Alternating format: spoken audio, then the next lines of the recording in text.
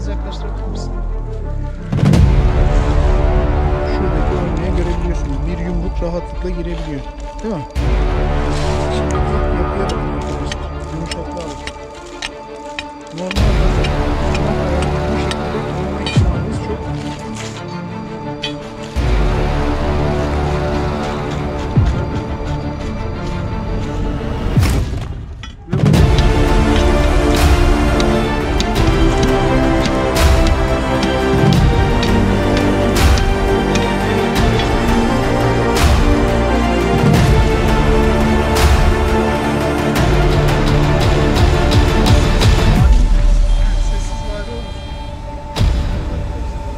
Nokta arkadaşlar. %83 dolarında bir değerli materyal veriyor. Ayrıca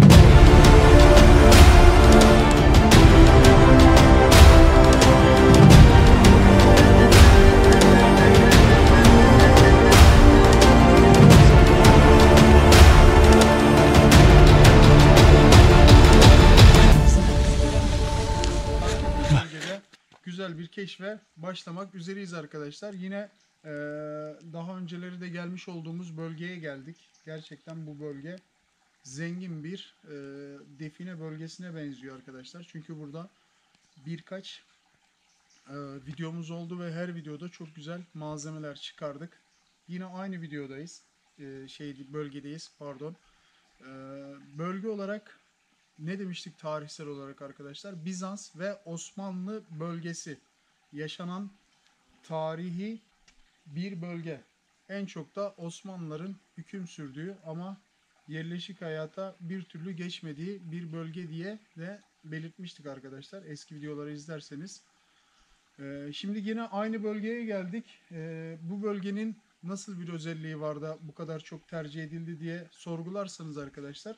Tabii ki su yatağının olması. Arkamda görmüş olduğunuz şu an yaz itibariyle kuraklığın da biraz uzun sürdüğü bir dönemde olduğumuz için derenin suyu çok da eskisi gibi akmıyor arkadaşlar ama yine de akıntıları var. O yüzden bu bölgeler tarihsel olarak çok tercih edilen bölgeler. Bu bölgelerde arkadaşlar Osmanlı ve Bizans dönemine ait hakim noktalarda dini manada yapılar var demiştik. Ne var demiştik? Kilise var demiştik ve ibadethane, cami gibi yapılar var ama çok eski tarihe ait olduğu için artık yok olmaya yüz tutmuş diye de belirtmiştik. Üst tarafta arkadaşlar bir kilise enkazı vardı. Sadece temelindeki taşlar kalmıştı. Caminin de doğal taştan yapılan bir minber gibi bir yapısı vardı arkadaşlar. O sadece kalmıştı. Ama hani sıradan bir insan o enkazları görse o enkazları eski tarihe ait bir yapı olduğunu çok zor algılayabilir. Biz biliyoruz ama tarihini araştırdığımız için buranın gerçekten tarihi bir öneme sahip olduğunu biliyoruz. Bu bölgelerde de çok fazla malzeme çıkardığımız için keşiflerimize bu bölgeden devam etme kararı aldık. O yüzden bu bölgeye tekrar geldik. Şimdi güzel bir keşif yapacağız. Zaten alan taramamızda videoyu açmadan önce, kayda girmeden önce güzel bir sinyal aldı. Şimdi o sinyali yenileyeceğim arkadaşlar. Bakalım aynı noktaya alan tarama sinyal verecek mi? Hep beraber görelim. Daha sonra da öbür cihazlarımı kuracağım. Alan taramamızın sinyal aldığı noktayı öbür cihazlarımızda da ne yapacağız? Takibini yapacağız. Küçük Vadi arkadaşlar derslerinden dolayı online dersler alıyor yoğun bir şekilde. O yüzden Küçük Vadi'yi getiremiyorum. Bir tane arkadaşımı kameraman olarak tuttum. Kendisi biraz çekingen, konuşmayı ve görünmeyi istemiyor. O yüzden ona şöyle bir hoş geldin diyoruz. Evet. Şimdi arkadaşlar şöyle alan taramamızın altın kısmını aldık. Altın kısmında yani değerli kısmında arkadaşlar tekrar sinyalimizi kontrol edeceğiz. Zaten kontrol etmiştik ama bir de sizin huzurunuzda kontrol edeceğiz. Bakalım alan taramamız aynı noktada sinyal alacak mı? Hep beraber görelim. Ya nasip diyoruz arkadaşlar. Evet, şu an frekans peşinde. Yavaş yavaş yön alıyor. Evet, aynı nokta arkadaşlar. Tereddütsüz aynı noktayı aldı. Şöyle dönüyoruz. Evet, şöyle ilerleyelim bakalım.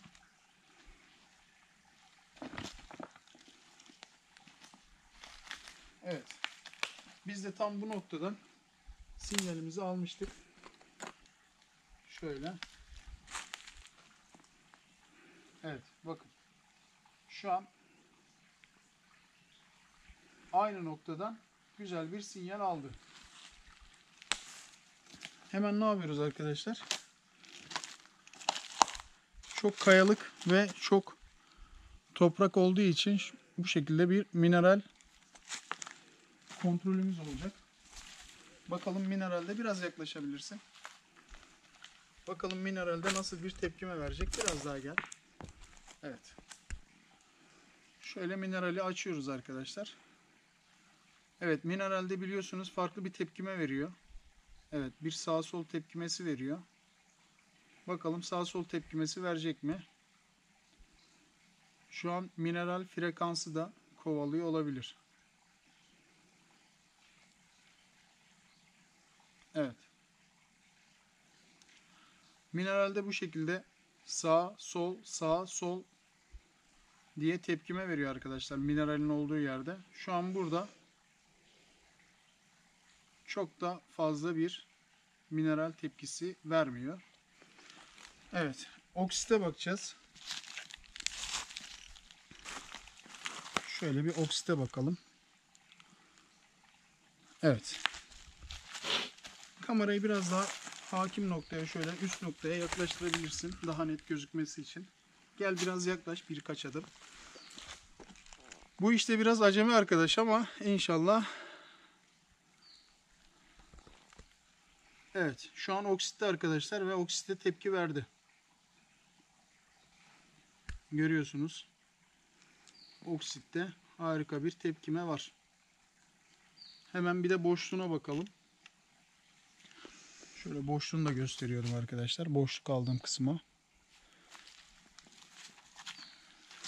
Burada su yolu olduğu için arkadaşlar boşluğuna neden bakıyoruz? Su yolu olduğu için burada su tuzağı olma ihtimali var. Bu birinci tercih. Boşluğa bakma tercihimiz.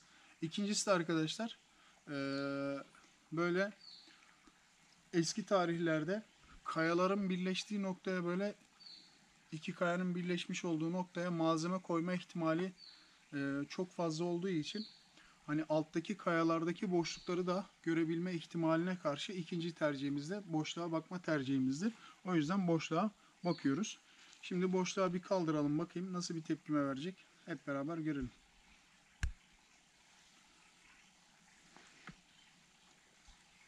Boşlukta çok da fazla tepkime vermedi.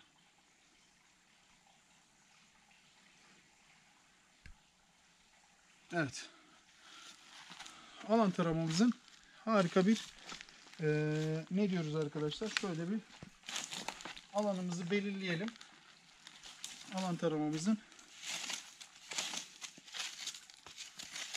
şu kısımda arkadaşlar bir tepkime oluşturdu. Şu kısımda. Şöyle de şartımızı koyalım. Bakın arkadaşlar. Hemen şu yan tarafta neye bakalım? Oksit kısmına bir de yan tarafta bakalım. Şöyle 1 metre mesafesinde bakalım. Oksitte kaldıralım. Bakın tepkimeyi nasıl verecek mi vermeyecek mi görelim.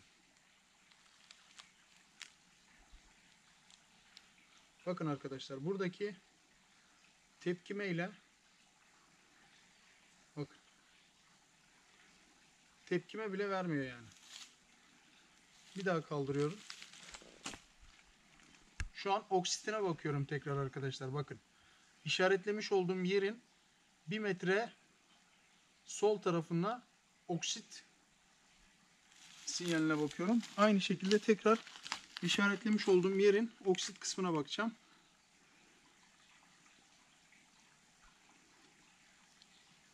Evet, aradaki farkı görebilirsiniz. Bakın, malzemenin olduğu noktada, sinyal aldığımız noktada oksit kısmına bakıyoruz. Oksitte çok farklı bir tepkime veriyor. Şu kısımda çok daha fazla bir tepkime vermiyor. Bakın.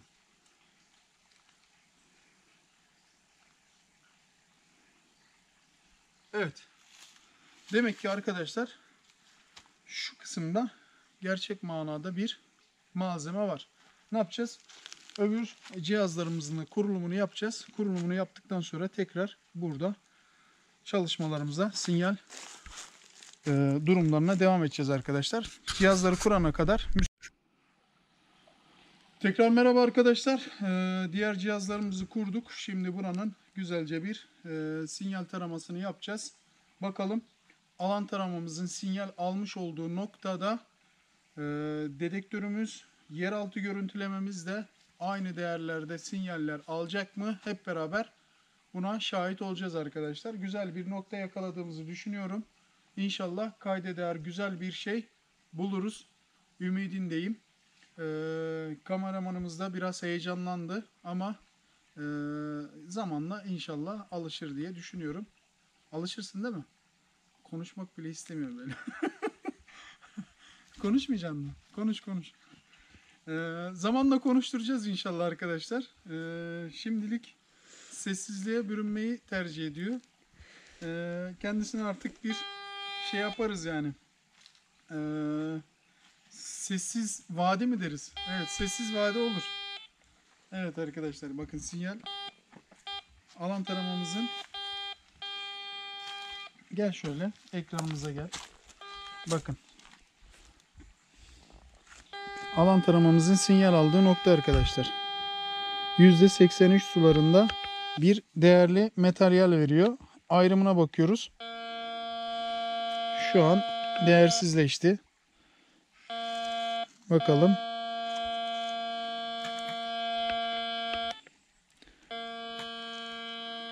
Evet. Şu an değersiz gösteriyor. Bakalım. Tekrar normal bir sinyale dönüyorum. Gelin arkadaşlar bakın. Şu an değerli veriyor. %69 sularında bir değerli veriyor. Evet. Şimdi ne yapacağız? Yeraltı görüntülememizle buranın grafiğini çıkarmaya çalışacağım. Bakalım güzel bir grafik çıkacak mı? Hep beraber görelim. Şöyle telefonumuzda kuralım.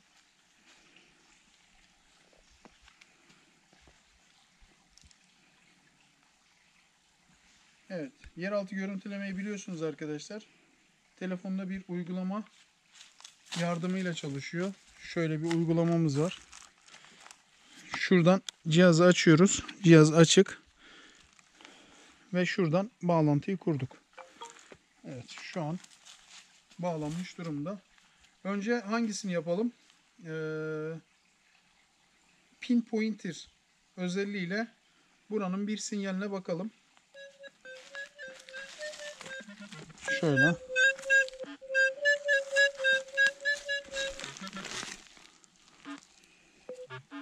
Kalibrasyon yapıyorum.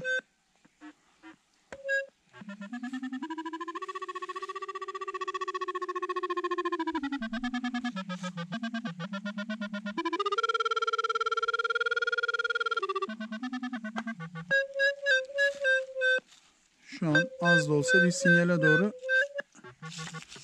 yönelme mevcut.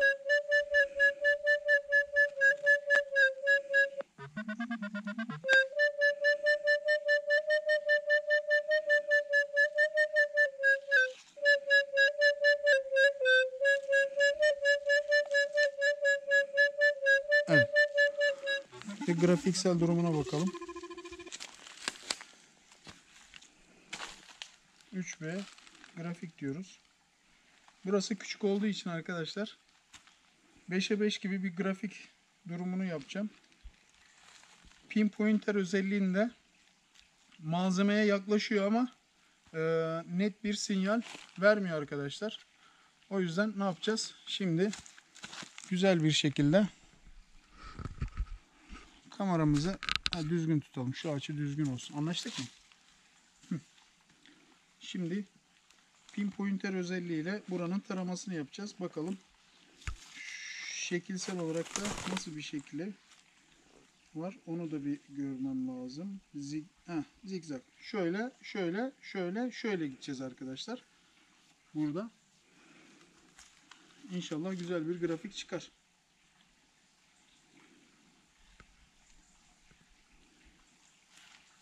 Evet, şöyle göstereyim. 5'e 5 ayarlama yaptım. İnşallah güzel bir grafik çıkar. Hadi bakalım. Taramayı başlattım.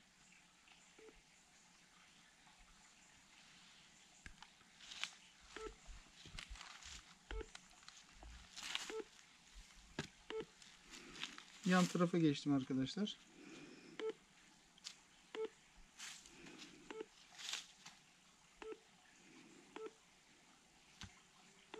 Hemen yan tarafa geçtim tekrar.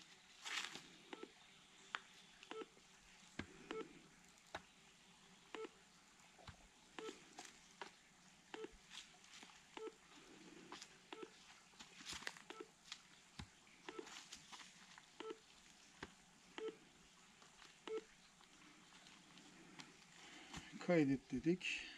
Kaydet.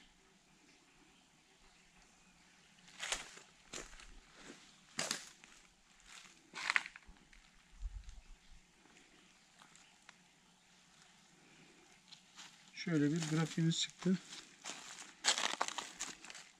Şimdi şu grafiğimiz 3 boyutlu olduğu için arkadaşlar şöyle şekilsel olarak da görebiliyoruz. Evet, şu kırmızı olan kısımda büyük ihtimalle malzeme var arkadaşlar. Şu kısım zaten dere yatağı olduğu için su tarafını ve hafif boşluk tarafını gösteriyor. Şu yeşil olan kısımda arkadaşlar büyük ihtimalle çok hafif de olsa alan taramamız mineral vermese de büyük ihtimalle yine mineralsel durumları analiz etmiş bir şekilde gösteriyor. Şöyle ne yapıyoruz? Şimdi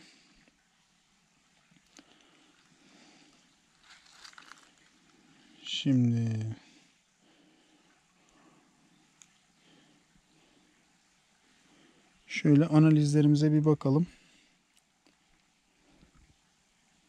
Evet, şurada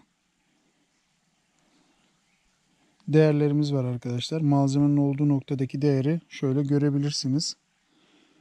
Bu açılardan malzeme çıkma olasılığı yüksek. Bakın. Şurada da toprak değerlerini gösteriyor. Bir de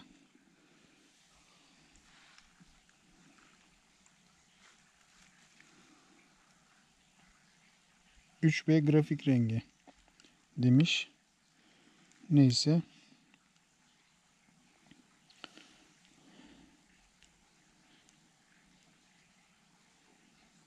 Bir de toprak nötr demiş arkadaşlar. Nötr özelliğinde bakmışız. Kumlu. Kumlu olarak baksak ne olur? Bir de kumlu olarak tercih edelim. Bir de o şekilde bir grafik çıkaralım. Bir de kumlu özelliğinde grafik çıkaracağız.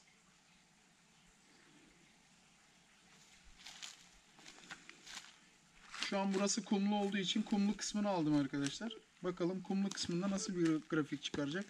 Hep beraber görelim.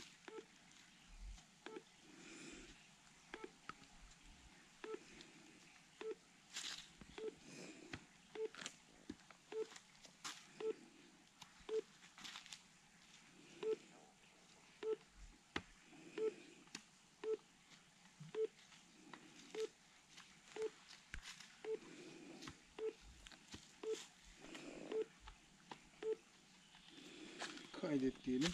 Şu cihazımızı şuraya bir bakalım.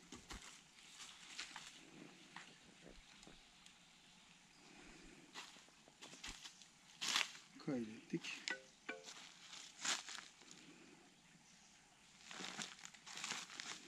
Aynı şekilde grafiğimiz yine aynı değerlere sahip bir şekilde çıktı. Şöyle gösteriyorum.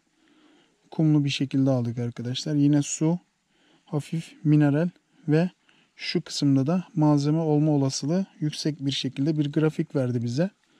Bakalım şimdi çalışmalarımıza başlayacağız. Çalışmalarımız neticesinde buradan ne gibi bir güzellikle karşılaşacağız hep beraber görelim. Öncelikle şöyle bir eldivenimizi giyelim. Etrafımızda bazı şeyler var arkadaşlar. Nasıl söyleyeyim? Define işaretleri var. Onları göstermedim size. Şöyle define işaretlerimizi de size göstereyim. Daha sonra olayımıza gireriz. Gel bakalım. Kameramı sessiz vardı. Bakın arkadaşlar. Şurada bir oymamız var. Bakın. İçinde sanki taşı birleştirilmiş gibi bir yapıya sahip. Doğru mu? Biraz yaklaştırabilir misin? Bak. Şuradaki oymayı görebiliyorsunuz. Bir yumruk rahatlıkla girebiliyor. Değil mi? İçindeki yapıya bakın arkadaşlar. Yumuşaklığa bakın. Normalde ana kayayı bu şekilde oyma ihtimaliniz çok düşüktür. Bakın bu bir. Bir tane de şurada var. Hemen şurayı göster.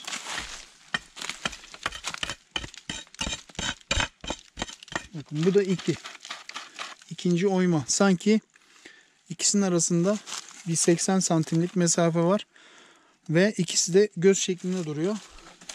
Ve şurada 2 tane kayamız daha var arkadaşlar. İşaretleri olan. Gel böyle.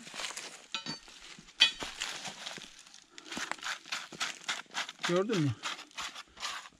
Bak. Ve burada aynı şekilde.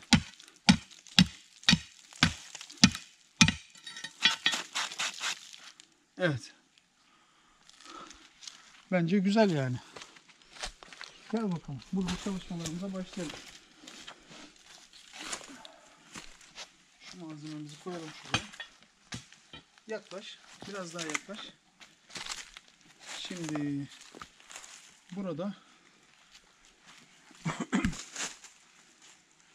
ne yapabiliriz? Levyemiz ve şunla bir çalışma yapabiliriz. Şuradaki işaretimizi yaklaş, bana doğru yaklaş. Yaklaş, yaklaş, yaklaş. Kamerayı iyice yaklaştır alana. Yaklaştır alana. Yaklaştır, yaklaştır, yaklaştır. Bak şu alan var ya.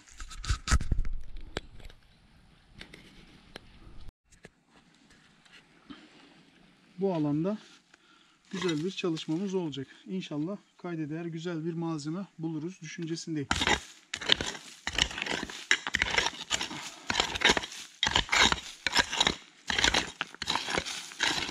Şey çıkmasın buradan. Böyle tencere tava tarzı bir şey çıkmasın. Ha? Çıkabilir de yani. Çünkü burası dere yatağı biliyorsun. Sürüklemelerle, evet, sürüklemelerle birlikte şeyler gelebiliyor yani. Bazı materyaller gelebiliyor. Biliyorsun sel o kadar güçlü ki büyük ana kayaları bile zaten geniş bir dere yatağına sahip. Alıp yerinden götürebiliyor.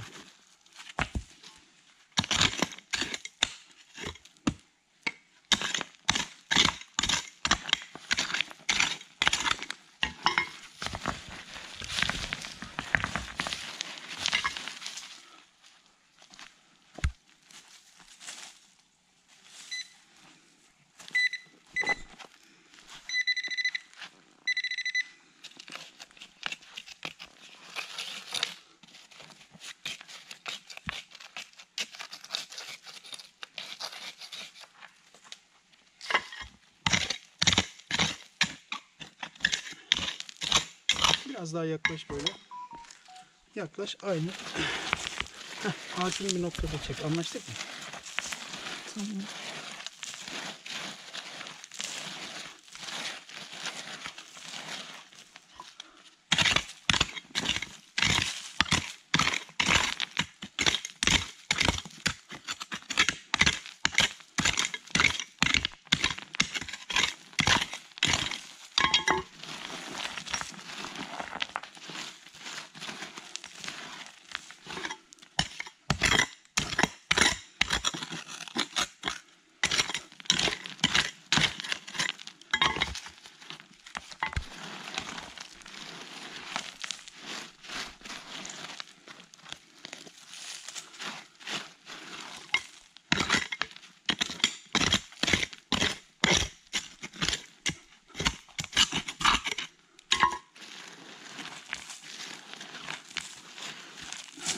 Çok seri çalışıyorsun.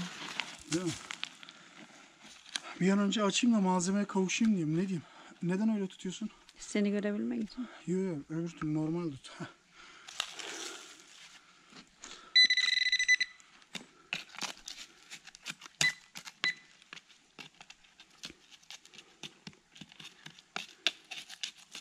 Böyle yan tarafa da geçip yan taraftan da güzel rahat çekim yapabiliriz.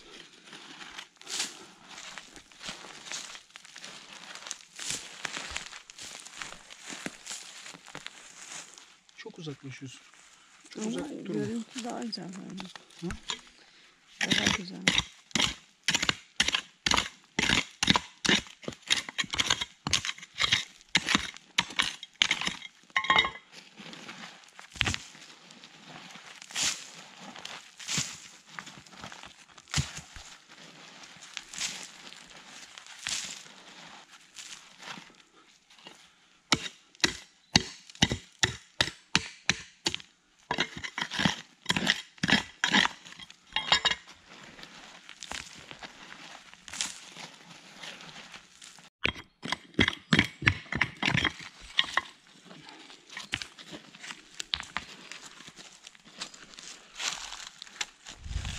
Bak bu kökün altında bir şey olma ihtimali var. Muhtemelen o kök tutulumu sağlamıştır. Görüyor musun? Bak yaklaş. Şuraya eğil, çömel. Çömel şöyle. Heh, tamam işte bu kadar. Görüyor musun? Bak. Hem de çok güçlü bir sinyal var bak. Bak. İster misin bir küp altın çıksın? Ha? İnşallah.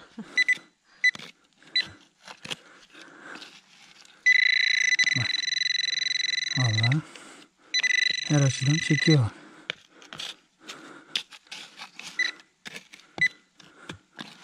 Levyemiz nerede bizim?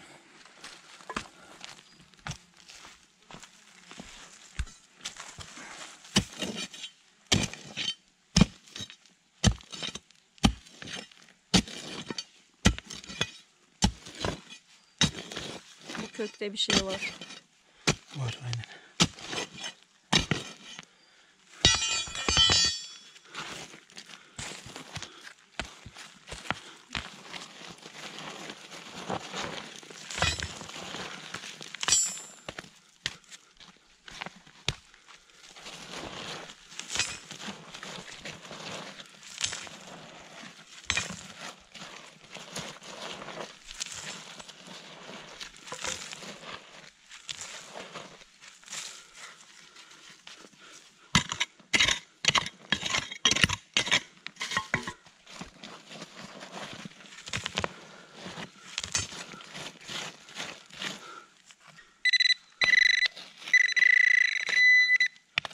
Vallahi güçlü bir sinyal var ha. İnşallah kayda değer güzel bir şey çıkar. İnşallah.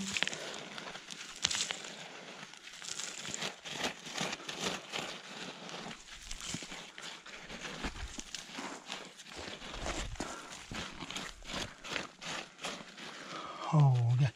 Yaklaş şu tarafa, o tarafa yaklaş. Gördün mü? Yaklaş biraz da. Henüz göremedim. Bak. Evet. Gördün mü? Oo. Harika. Demiri gördük. Metal bir şey herhalde. Metal. Oo. Neymiş bu? Silaha benziyor. Oo. Biraz yaklaşsana. Ha? Bir Kalsın. dakika. Bir dakika fırçamız vardı bizim.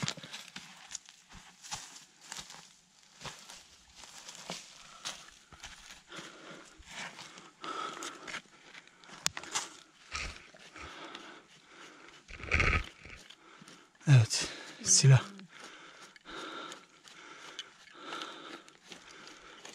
Kim bilir nelere şahitlik Değil etmiştir. mi? Görüyor musun?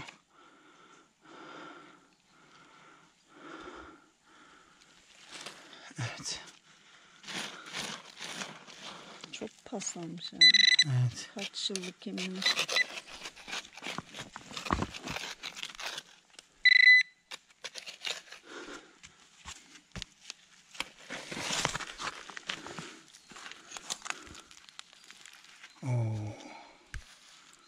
kötü durumda. Çok kötü durumda değil mi?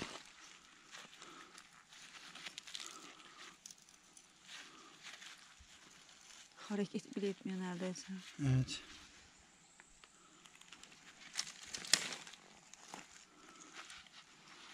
Paslanmış. Bayağı bir paslanmış. Ve bütün mekanizmalarını yok kaybetmiş. Bak burada başka bir mekanizma varmış. O kaybolmuş. He? Bunda parmak izi olayı var mıdır? Sanmıyorum. He? Sanmıyorum. Şunu şöyle koyalım. Şu cihazlarımızla bir daha bakalım, olmaz mı? Anatomisi değişmiş. Parmak izi mi kalır bu saate kadar? Sen bekle. Şu cihazlarımızla buraya bir daha bakalım.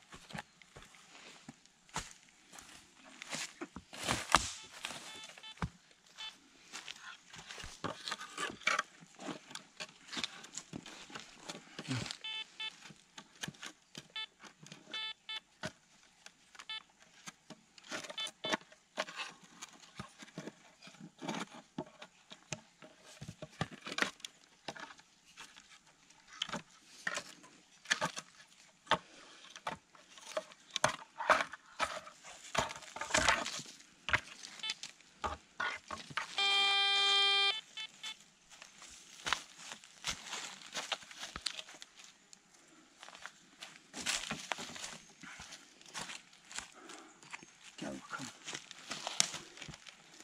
Eldiveni çıkarmadan bakalım ki başımız belaya gitmesin değil mi incelemelerde? Ha? Ne diyorsun? Doğru bir yaklaşım. Hı? Doğru bir yaklaşım. Evet arkadaşlar. Şöyle beni de görecek şekilde ayarla kameramızı. Evet, sinyal almış olduğumuz noktadan, cihazlarımızın sinyal almış olduğu noktadan güzel bir eski bir tabanca bulduk arkadaşlar. Şöyle göstereyim. Bayağı da yıpranmış. Sanki Kurtuluş Şimdi Savaşı'ndan şöyle bir kalmış. şey var arkadaşlar. Burası dere yatağı olduğu için dere yatağına kullanılıp atılmış olma ihtimali yüksek.